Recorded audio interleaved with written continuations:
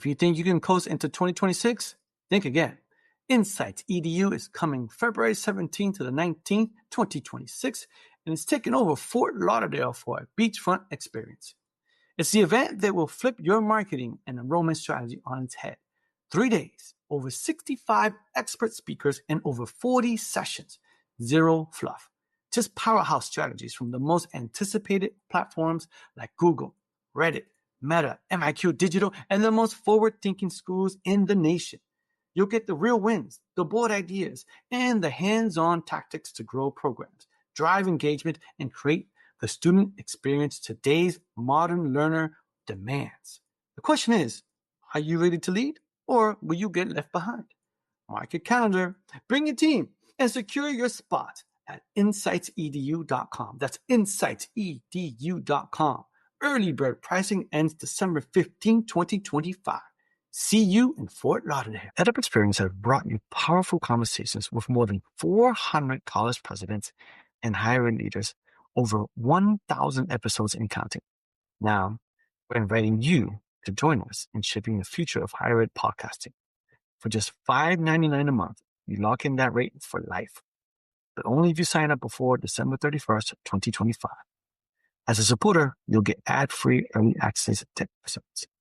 Prices go up after December 31st, but your rate never will. Visit edupexperience.com. That's EDUP experience.com. Click support the show and join our community today.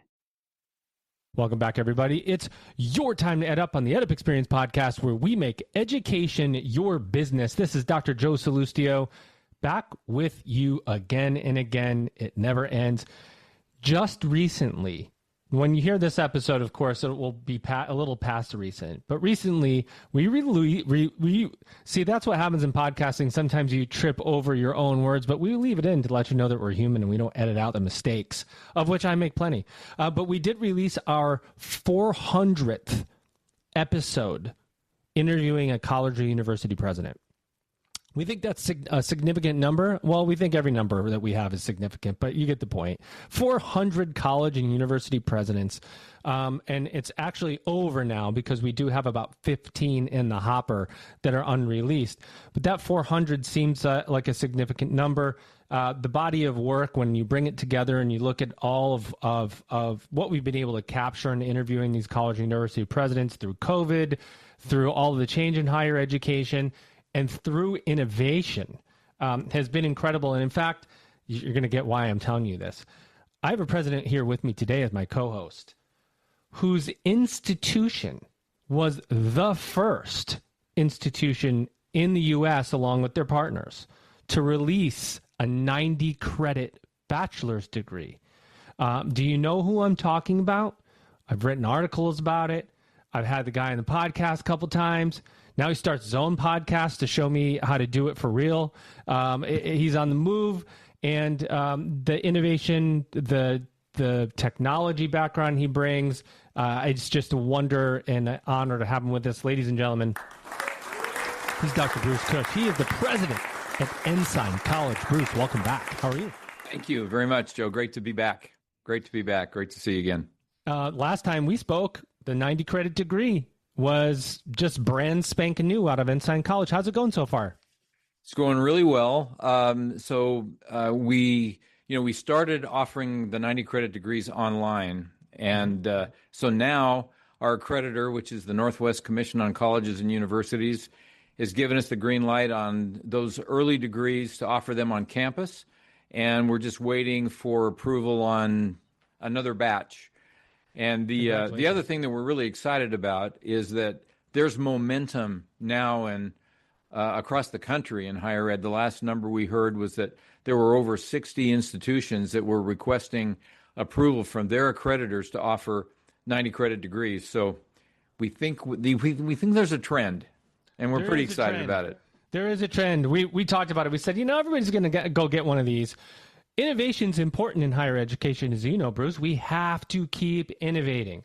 And so one of the things we like to do here at the EdUp Experience is bring on innovators to tell us about the work that they are doing to improve the student experience. And we've got an innovator with us as our guest. Ladies and gentlemen, here he is.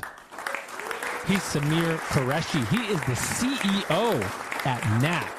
Samyr, welcome to an EdUp. Mike, how are you? Doing well. Thanks for having me on. Excited to be here. And that's Knack with a K. Knack, just for clarity perspective. And Samyr, we always like to start out with every guest. Lay the foundation for us. Tell us about Knack. What do you do? Who do you serve? How do you serve them? Absolutely. We've been around for over a decade now. It's hard to believe. And hopefully I'll get to share a little bit more about my personal story. But really, in a nutshell, we're partnering with colleges and universities. That could be, four-year R1, R2, like a Georgia Tech or a Florida, to a independent private college, like a Augsburg University, HBCU, like a Florida A&M, community college, like a Miami-Dade, any sort of four-year institution, really to help them power and scale learning support services for students. So today, every institution in the United States offers a free physical brick and mortar learning center for students. It's an opportunity to underscore their commitment to student success and ultimately retention and graduation, where students that are looking for help can walk into a center on campus and often be matched with a peer or professional tutor to ultimately help them get on their way and succeeding academically. Those centers have done a really great job over the last century or so working to support students. As students have evolved in terms of the ways in which they want to engage with services, the modalities, naturally, virtual and online becoming more and more important.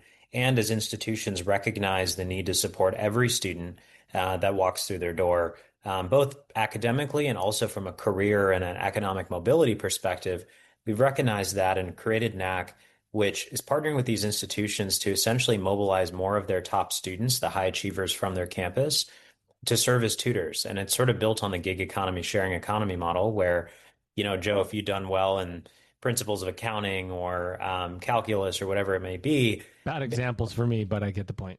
Yeah, if we're partnered with your institution, you would have an opportunity to come in and get onboarded to be a tutor and get paid to help others on campus. And then let's say someone like me was looking for help. I would open up the Knack platform, put out a request, we'd get matched.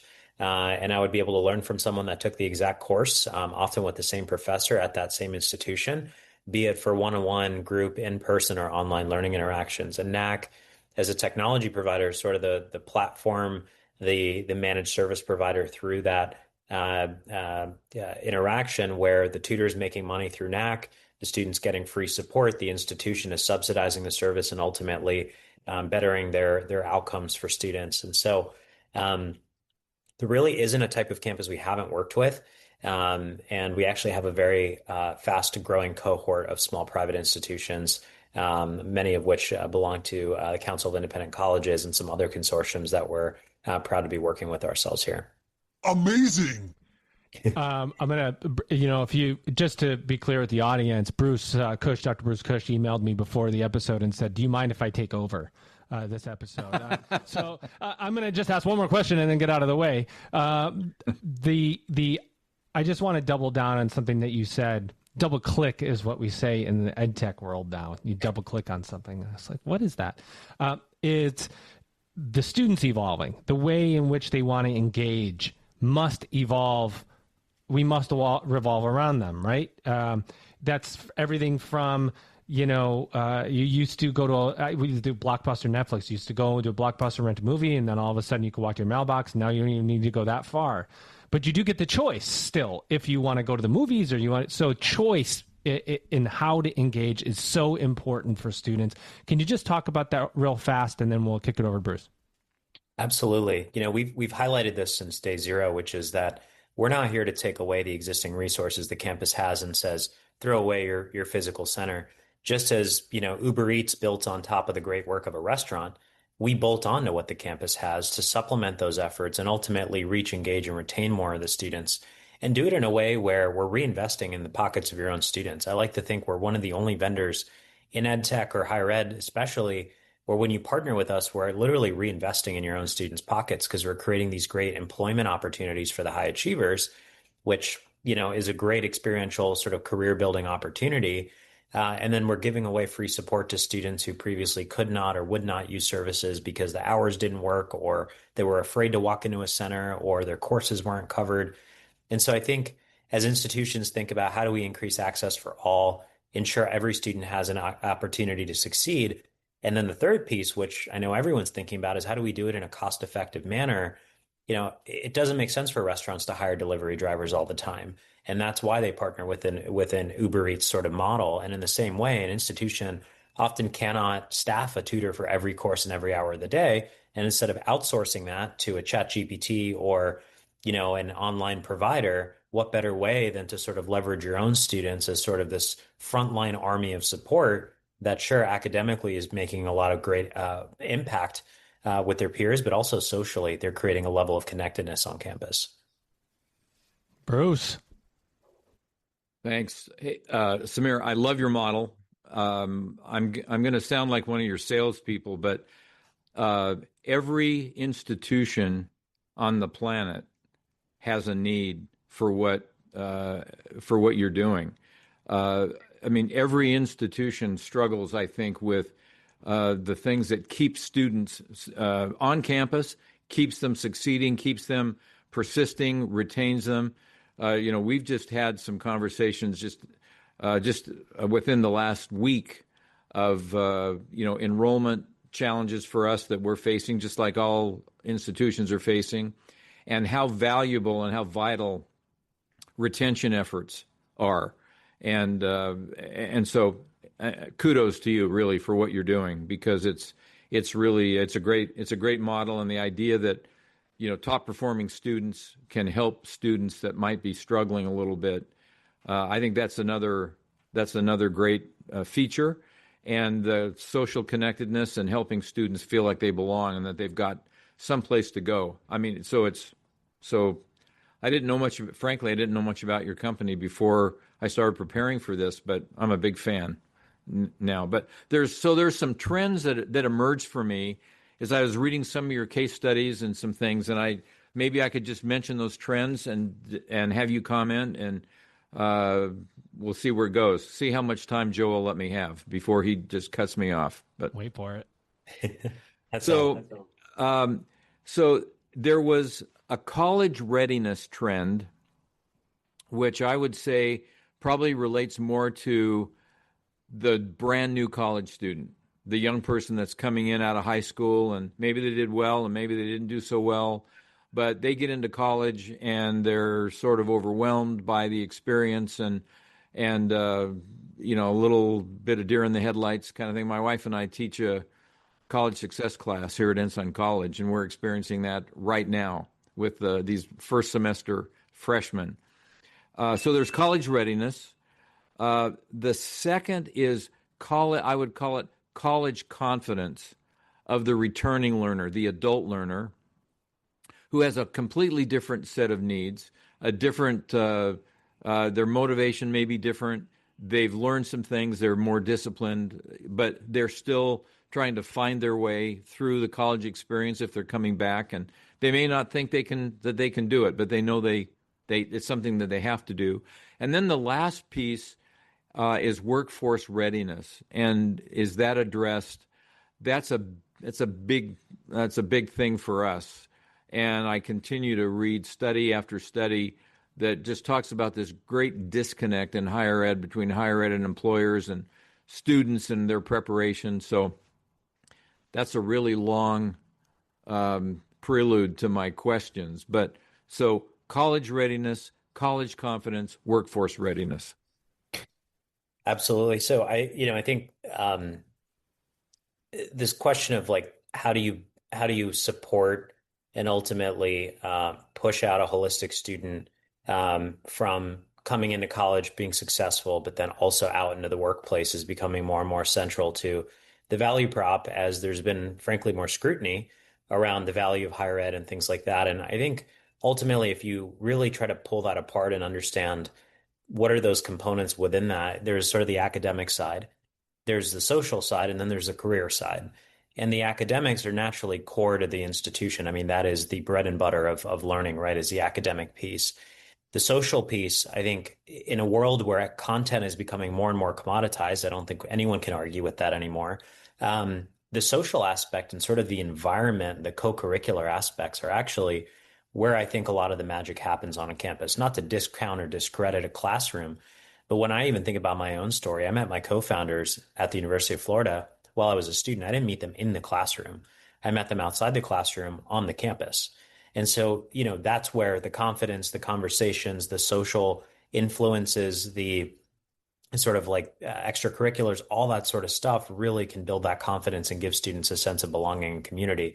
Then the last piece being where I think a lot of that scrutiny is really going deep is what are the career outcomes, right? How do I ensure that if I go to this institution, I'm not just going to come out with a degree and maybe meet some people, but I'm ultimately going to be positioning myself for real economic mobility in life after college. And one of the things that we've tried to really do, which has been challenging and has taken us 10 plus years as we've still been kind of running, is how do we position Knack as a company that can truly be looked at as a thread that can hit on all pieces of that, not because we're trying to be everything for everyone, but particularly because the model actually lends itself to influencing all three of those pieces. And so what we for a long time coined sort of the nexus of student success with folks like George Koo, who's really well known in high impact practices, he's senior advisor of our organization. It does start with students working with each other, right, on an academically rooted sort of social interaction where we're learning together, or we're working together on this challenge I'm having academically, that those conversations and interactions transcend into real relationships and oftentimes turn into, well, what major are you? Where, did you do an internship? I'm interested in an internship. What started as a tutoring interaction for learning about the curriculum turns into a conversation around, where things can go in life after college or how they can ultimately get there. So much so, Bruce, to the point where we now have put in, invested millions of dollars into the pockets of students over the last decade because of our model. A lot of those tutors, almost on a daily basis, we're getting calls from employers saying, "Hey, Bruce listed Knack as an employer on his resume. Can you verify his employment? Can you tell me a little bit more about his skill sets?" And our team is quite literally building letters of recommendations based off of these interactions that they're having, and also pulling up the rich data that we can point to say, sure, looks like Bruce helped 15 students who rated him as a great communicator, problem solver, critical thinker. Oh, by the way, all of those skills are what we now know as durable career skills that AI is not able to replace. And so, we really like to think that while the platform looks and feels like a tutoring company, a tech-enabled one that really solves the retention problem on the academic side, we're also sort of forging these social connections for students on campus to build that confidence and that sense of belonging, and ultimately giving them an opportunity to point back to these experiences as a tutor and say, hey, because I was a really great tutor, I was able to instill confidence in all these students. I can be a really great asset to your organization. That last piece there is where we're really going to be reinvesting into how to help students tell those stories and ultimately land jobs, so that they don't just look at this as a job where they earned 15 or 20 bucks an hour being a quote unquote tutor, but rather it actually parlayed itself into something much more valuable. And so that has been the drum we've been beating for a while. And of course, the macro conditions have, for better or for worse, have helped us at times. Things like COVID, forcing institutions to think differently about their model and the modalities. And now, sort of the pressures from the federal government around outcomes and accreditors looking at career outcomes. We like to think that we can still be a very relevant and intentional strategy within the student success portfolio of any type of institution. Yeah, that's awesome. We've put career services in our academic unit now because there's got to be this tight link. Integration. Yeah. But it sounds like really what your model facilitates and fosters is it begins with tutoring, but it eventually evolves into mentoring. In a way, yeah. Peer advising, peer mentorship are natural offshoots of modeling, right? If I'm working with Bruce, who has been in my shoes and has done well, he's sort of modeling the behaviors, the dispositions, the academic skills that I really need to be on the other side where he is. And so I think that's just a natural sort of side effect, if you will, of our model. How about with adult learners? do you have any challenges finding peer tutors for, the 40-year-old or the 50-year-old that's coming back to get some new skills? Yeah, at times, yes. We've had a few different institutions where, in some instances, if they have sort of an integrated model where undergrad and grad or undergrad plus sort of continuing ed is unified under one agreement with us, we are actually able to sometimes leverage those younger students to help the older students, which sometimes feels a little awkward, but in other moments also can create some really interesting cross exposure. The other side to this is we do work with a few institutions that are adult learner focused, particularly thinking about one called Herzing University, which has been a little bit more healthcare focused and allied health continuing ed for folks on the healthcare side. And a lot of those folks from a cohort standpoint are actually looking at this as a great way to supplement their day income, or if they're cutting back their work to be able to focus on school and being on campus. This is a great way for them to be able to supplement that income back up. So we are working with some adult learner focused institutions and programs. I will say, though, our bread and butter has been sort of your traditional 18 to 25-year-old. We do have a couple online institutions as well, but yeah, we've really kind of been more of an undergrad focused organization. Yeah.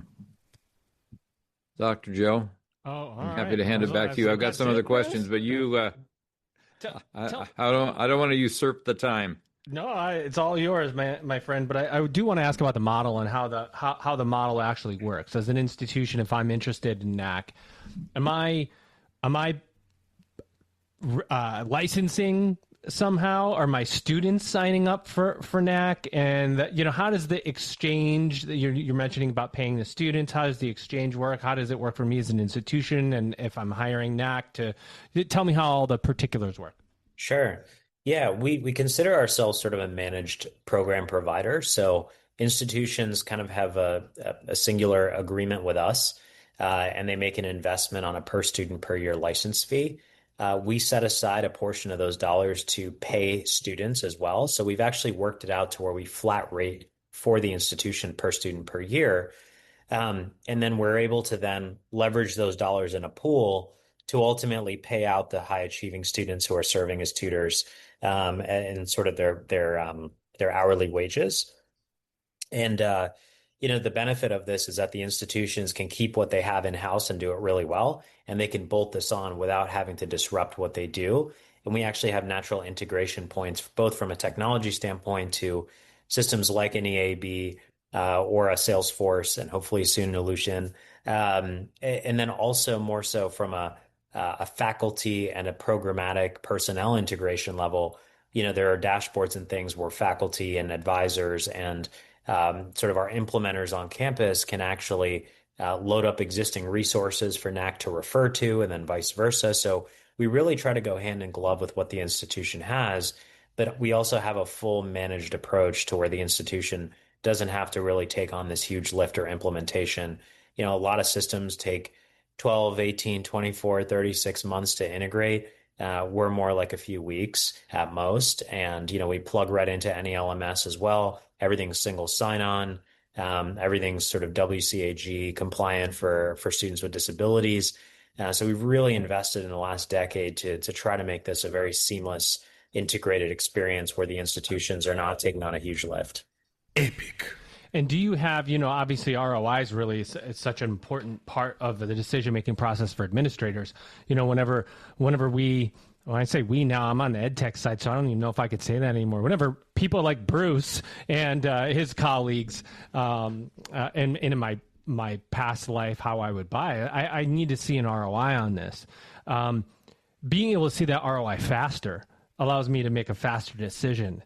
And I'm assuming that you're able to track, and this is an assumption, but I'm guessing just how intelligent you are, this is probably one of the first things you're going, what is the retention rate of students who are tutored through Knack versus those that are not? And being able to show an ROI for this product really quickly because the matching can happen quickly. Can you give me some insight there on what that looks like and how you communicate those really key statistics back to audiences? Mark your calendars now for February 17th to the 19th, 2026. Because if you miss this, you'll be playing catch up all year. This is the future unbound.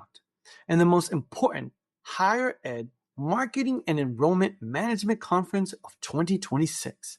Insights EDU is taking over Fort Lauderdale, where Google, Meta, Reddit, MIQ Digital, and top institutions nationwide will pull back the curtain on what's next.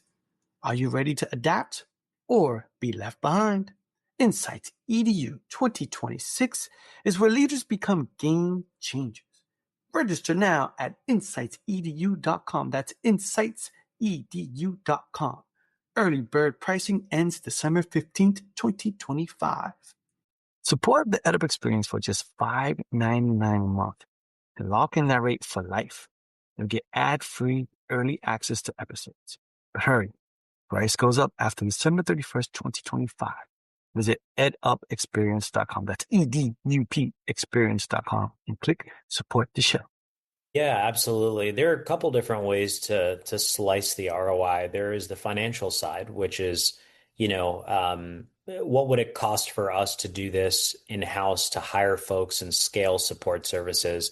I think that's a pretty easy empirical question of it's going to cost you at least $100,000 to hire someone fully loaded with benefits to launch a program, to cover more courses. Then you got to set aside the wages for the tutors, technology costs, all that sort of stuff. And don't tell colleges right now that they can hire more people, because I don't think anybody's going to be doing that.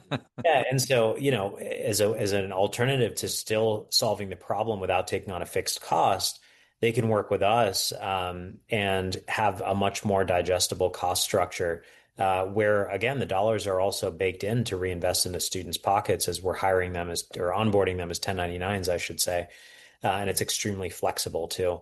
And then there is the more like academic retention progression rate side to this, which is takes a little bit longer to prove it, but we have done this with a number of institutions and very much welcome it to the extent that an institution is open to studying it and investing some resources from IR or IE into looking at the real impact. And we have a few that have been done. More sort of like rigorously done was the one at the University of Florida, which is where I'm an alum. So it's the one I naturally reached to tell Easier about. to get that data from your institution when you graduate from it. Yeah. And so they have a sort of a early alert prediction model that uses machine learning to ultimately identify which students are likely to fail or stop out, drop out. And so we looked particularly at students that were already predicted to fail, and they layered Knack on top, and they said, okay, the students that were already on a poor track, how did Knack impact them versus those that were on a poor track that didn't use Knack? And it was a significant increase. I think the students that had at least 6 sessions or so had almost a 20% increase. And it's, we're not trying to prove tutoring is something new, right? I think everybody knows that tutoring works. It's just our model and the facilitation methods that we have. We do best-in-class training. We partner with the largest training org for tutors in the world called CRLA. We're a premier partner of theirs. That training is baked into these tutors so that they're leveraging sort of the best pedagogical approaches. But we've seen significant increases. The interesting thing about the one at the University of Florida is when you disaggregate and you actually looked at first-gen Pell underrepresented populations, those students had even greater gains and impacts from our platform and our uses. And a lot of times that's because most students in those groups are reluctant to use services that the campus already offers. Almost 65 to 70% of students at the University of Florida had never used tutoring before Knack came in. So we're sort of increasing the take rate of utilization on tutoring because we're delivering it differently. We're positioning it differently. This feeling of, oh, I can connect with Bruce who took Dr. Solucio at University of Florida. Like that's a very relevant connection. I can learn a lot there about that approach of that faculty member. So we're lowering the bar, making it easier for students to get in and work with each other. And so there was that. University of Maine's done a study. University of New Hampshire's done a study. A couple HBCUs have done studies. Like we've got countless ones, and we're hopeful that by the time folks are looking at us, as much as higher ed loves data, they also recognize tutoring works because they're already investing in it. So we're not saying our tutors are better than yours. We're just saying this is a better way to scale support from a cost-effective sort of tech-enabled way. Yeah, a couple of things resonate with me, and I know they probably do with Bruce too. A digestible cost structure, right? You say something like that, I go, okay, I'd like something digestible. I can't bring on more staff right now. In fact, we're seeing universities across the country reduce staff. But That's right. if you reduce staff in the wrong areas, you're going to create retention issues. You create retention issue, you're never going to be able to hire anybody back because you're going to see that money just sort of sift out the back door.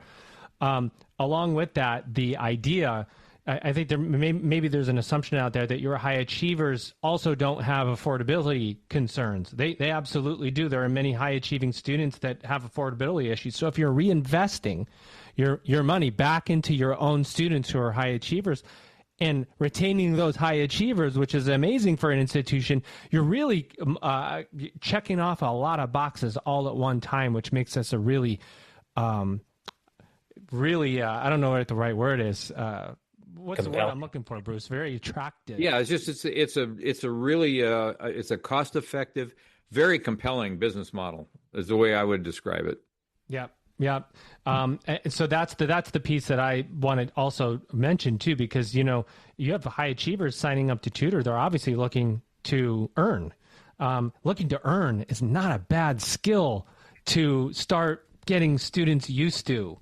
Because when they go out there, Bruce, from the first time I interviewed you, I don't know, episode whatever it was, long time ago, I remember one of the first things you said is that when you go out on your first day of the job, on your accounting job, this firm is going to shove a bunch of receipts at you, and you're going to have to put them in a stinking spreadsheet and figure out where all the money is going. That's right. That's right. In school on the first day, we're shoving you a box of receipts. When the idea here is we're preparing you for the workforce, and that the tutoring and the mentorship is doing that for both students. Yeah, I love it. So Samyr, as an instructional designer by some training way back in the day, I'm really interested in in some of your pedagogy in terms of the tutoring and how that framework works. I also have a question too before I get there on that. So does this work for international students, for example, that need to be able to work but can only work on campus? Maybe that's a really granular question, I know, but for example, 45% of our students are international students that come here to our Salt Lake City campus, and we can employ them on campus, but they can't work outside of campus. So we're always looking for employment opportunities for our students. And does that fit into your model?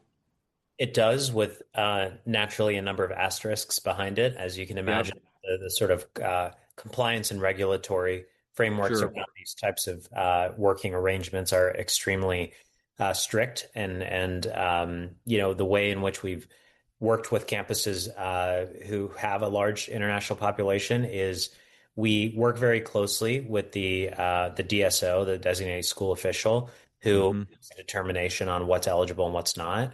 We have some campuses who their sort of view on this and their interpretation ultimately is that it is on campus, it's educationally affiliated, and thus if these international students can be granted a temporary identification number, right, their version of a social basically, then yes, they can.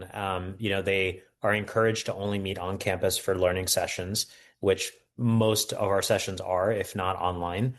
And if they're taking online sessions, they need to take them from the campus. And so, it's case by case because, again, each institution likes to look at these things a little bit differently. And we're willing and able to sort of meet them where they are with that and provide them with everything we can so that this can be as inclusive as possible for international students. I'm an immigrant, huge believer in making our country a great place for the best talent to want to come get educated and ultimately work. But obviously, we've got rules to abide by, and we're here to sort of help support a model that can hopefully fit within those rules to the extent the institution is open to it. Yeah, awesome.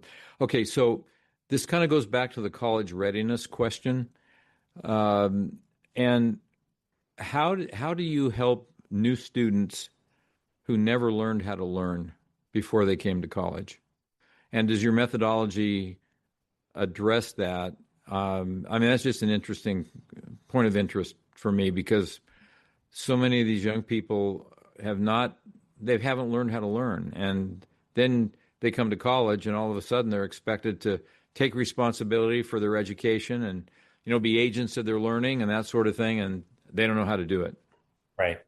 Absolutely. I mean, for us, that really starts with training the tutors really well on how to sort of translate, engaging students and ultimately tutoring them on their academic subjects in a way that will land and that will stick. And so, one of the amazing people we have on our team is a woman named Paige Keller, soon to be Dr. Paige Keller. She spent over 2 decades working in higher ed and actually built and scaled the largest peer education program in the country at the College of Charleston, who's now a customer of ours.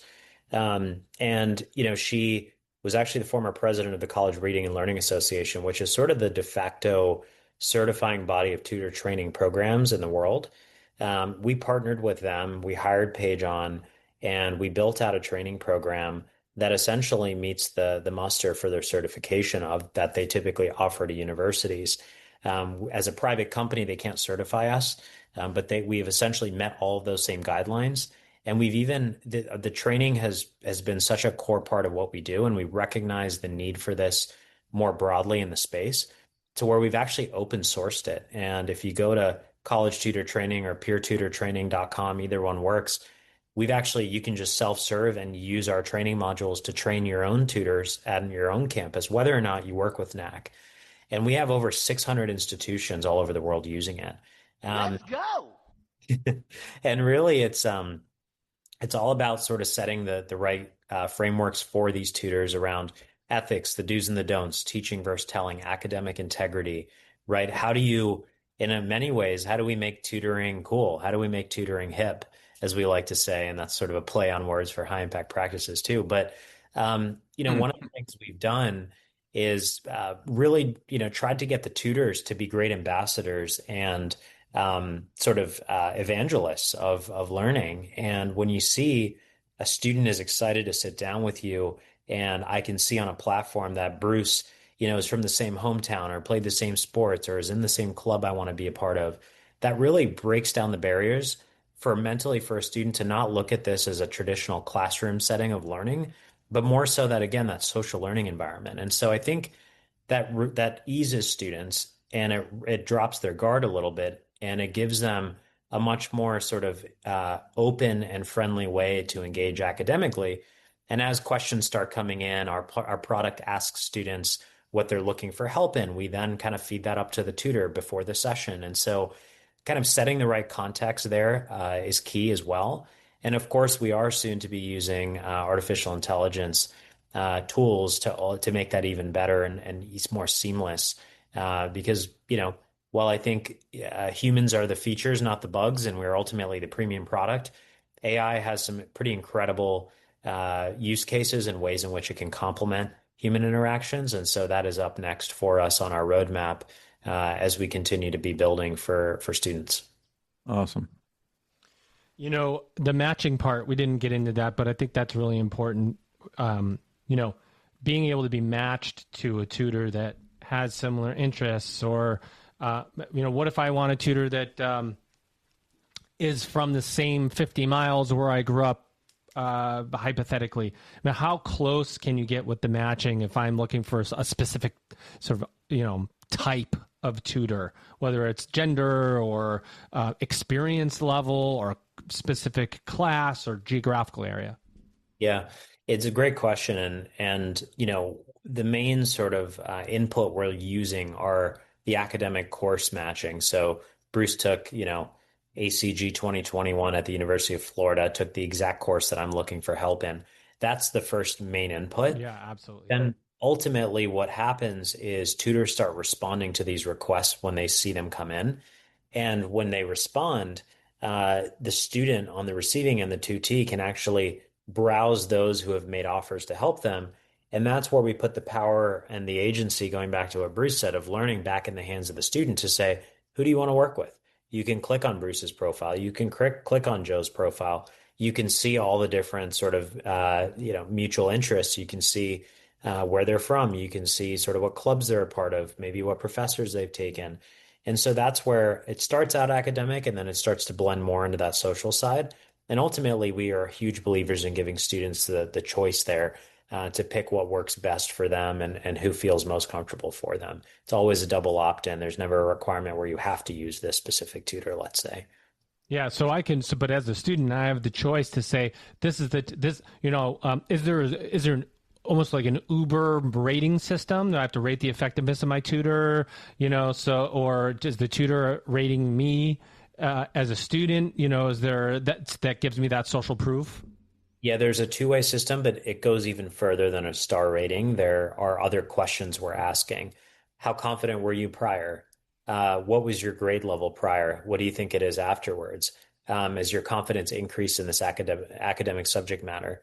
And so we actually unfurl the ratings and reviews into much more detailed questions. One of our strategic investors has been ETS, Education Testing Services. They created the GRE. We worked with them to actually build out the sort of rating system for the students on the learning outcome side, but then also on the tutor side. How can we start to ask tutors as they've tutored 10, 15, 20, 30 students to reflect on their skills that they're developing, going back to that career side? And so, yes, tutors leave recaps. Pretty soon we'll start using AI to automate some of that just to make the workload easier on students. But the tutors will leave a recap on what they worked on, suggestions. And then on the flip side, the student will rate the tutor, the interaction, and their levels of confidence, their grades, et cetera, so that we're capturing more and more self-reported data as well, going back to the ROI side, such that if the institution doesn't have the capacity or the ability in an easy way to be able to show that do a study, we can at least show them what students are saying more directly about these interactions and experiences. One thing I'm thinking about, because the model's really, really good. I'm just, mental health is an issue on campuses. We know this to be true. We know that academic strain is a main driver of those mental health concerns. And I'm thinking, boy, if I could offer a stopgap for that, not to say that tutoring, I don't want anybody providing mental health services. What I'm saying, though, is that if tutoring was cool and hip, as you said, and I reduced academic anxiety, that's right. Wouldn't I be positively affecting the mental health on my campus and perhaps reducing the services I need on the mental health side? Because I think our inclination has been to scale that. We need more mental health. We need more of this, more of that. And I'm just wondering if, maybe there's maybe a comment for both of you guys. I was just thinking, man, if we could reduce the academic stress, what positive effect that has on everything else. When we ask students sort of the value they're receiving beyond the academic side, a lot of it is stress and anxiety around academics, social isolation being sort of another factor. And then on the tutor side, like being a tutor, financial, right? So when you look at what's causing a lot of the mental health challenges, it is academics is the main one. A lot of it is also the social piece, and then a lot of it's the financial piece. And again, we're not trying to say we're a mental health solution, but if we can ease some of those variables, then yeah, I would like to think that we can bring down those some of those levels and make this less of a problem for every student. What do you think about that, Bruce? I love it. I do. Because there's those residual benefits that come. Financial anxiety is a big issue. I know for our students, some of our students worry about whether or not they're going to get 3 meals a day. I mean, particularly if they're an international student and their sponsor may have, not be helping them to the extent that they should or expected. And I think those things will go a long ways to helping. Can I throw out one more question? You got it. Yep. Okay. So scalability, Samyr, and maybe you talked about this a little bit. Well, when you engage with a new institution, is it possible to say, well, we just want to start like with this in this discipline area. We just want to start with accounting, or we want to start with English, and then let's see how it goes, and then we can scale it from there. I'm assuming that when you engage with a new institution, that it's not a one-size-fits-all kind of thing. I mean, there's some common things that you're doing, but there's going to be some customization based on the needs of the institution, their instructional models, what they, and how it fits for them. But is it a scalable engagement? Yeah, I mean, at the end of the day, we work with institutions such as New College of Florida, where they don't have grades, they have letters from faculty. And so when we're qualifying tutors, we can't just use grades, but rather we actually have to have faculty be much more involved in referring who those tutors get to be, because it's not a sort of empirical grading system. And so, yeah, absolutely, we've had to make adjustments and are absolutely willing to within reason, right? The other side to this is that we've done this for so long. We're not claiming to be the only sort of, town name in town as to tutoring, but we have a certain method that has worked really well. And so there are some guardrails that we put in to say, hey, we're willing to work with you, but as an institution, if you're going to take a risk, quote unquote, or you're going to innovate, you also have to be open to making some changes too. And so this isn't, you can't have, an Uber Eats driver be the exact same person as a delivery driver at a restaurant. There's some differences. Some of that is legal and compliance and regulatory. Some of that is also just, in order for this to scale, you have to make some small concessions. And so going back to the question around, can we start with a discipline or a section or a program? Absolutely. We do have minimums. So smaller campuses, it just doesn't make sense to do this at a tiny scale, because you need the marketplace to really get going. You need enough students in there. But typically with our large research institutions, for example, at Georgia Tech, we started with just the engineering college, which happened to be a large college, naturally, but it's now sort of the de facto operating system for all tutoring on campus. Same thing at Auburn and at a number of other institutions. And so we're certainly open to proving our worth.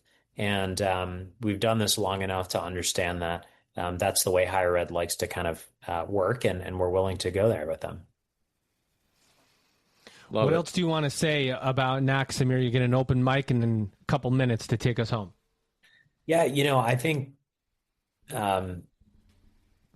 it's a really challenging time in the world, and higher ed is not immune to that. I think it is a moment where higher ed's being challenged to think differently, operate differently.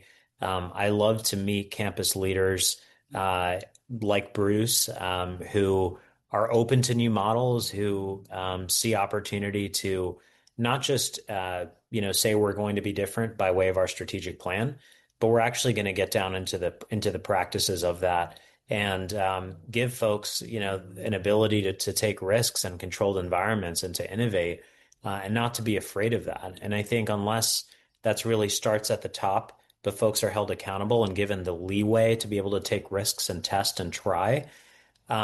If that's not happening fast enough at a large enough scale across the higher ed industry, I have worries. And that's independent of a school finds Knack innovative enough to work with them. It's just more so the whole idea that, this is a moment in time where there have been massive foundational shifts in technology.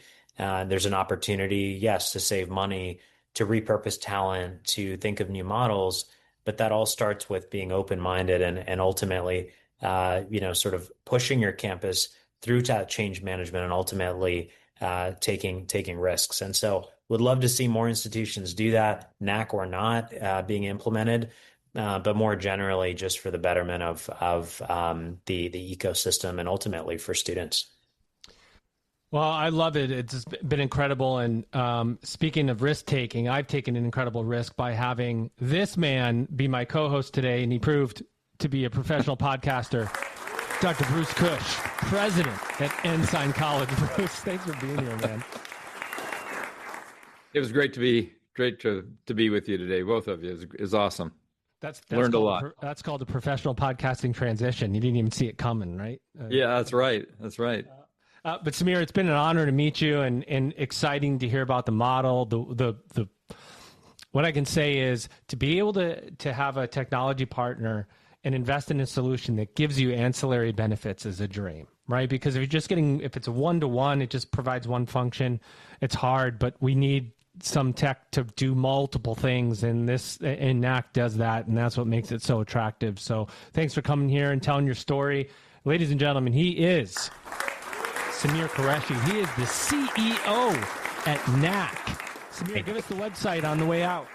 Yeah, no, I appreciate it. It's joinknack.com, knack.com, and very much appreciate you both. Love the podcast. Hope to be back one day, maybe in Bruce's shoes, but those are big shoes to fill, so we'll see how I can do.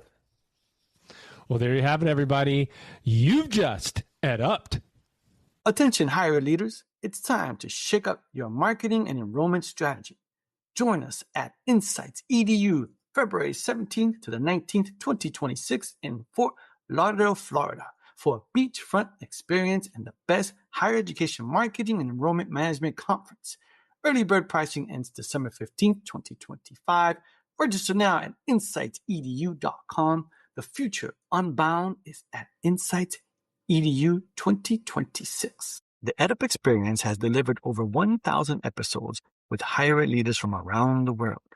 Now you can support the show for just $5.99 a month and lock in that rate for life when you join before December 31st, 2025. You'll enjoy ad-free early access to episodes. Go to edupexperience.com. That's EDUP experience.com. Click support the show and secure your lifetime rate today.